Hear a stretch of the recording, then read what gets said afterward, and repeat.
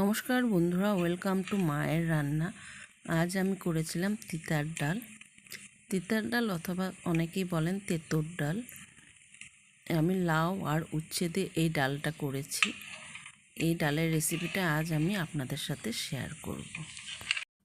তেঁতুর ডাল করার জন্য আমি মটর ডাল 2-3 ঘন্টা ভিজিয়ে রেখেছি। আপনারা কাঁচা মুগ ডাল দিয়েও করতে পারেন। তিতার ডালে আমার মা একটা মশলা ব্যবহার করত। মশলাটা হলো 2টো তেজপাতা আর 1 চামচ রাঁধুনি শুকনো খোলায় ভেজে নিয়ে তার সাথে এক টুকরো আদা ভালো করে পেস্ট করে নিয়ে ডালটা নামানোর আগে দিয়ে দিলে তিতার ডালের গন্ধটা খুব সুন্দর হয়। এখানে আমি উচ্ছে ভেজে নিয়েছি। তেঁতুর ডালে আমি শুকনো লঙ্কা, তেজপাতা, রাঁধুনি আর মেথি ফোড়ন দিয়ে তারপর লাউ আর ভাজা উচ্ছে দিয়ে ভালো করে ফুটিয়ে নিয়েছি। নামানোর আগে আমি 1 চামচ চিনি আর ভাজা মশলাটা দিয়ে নামিয়ে নিয়েছি।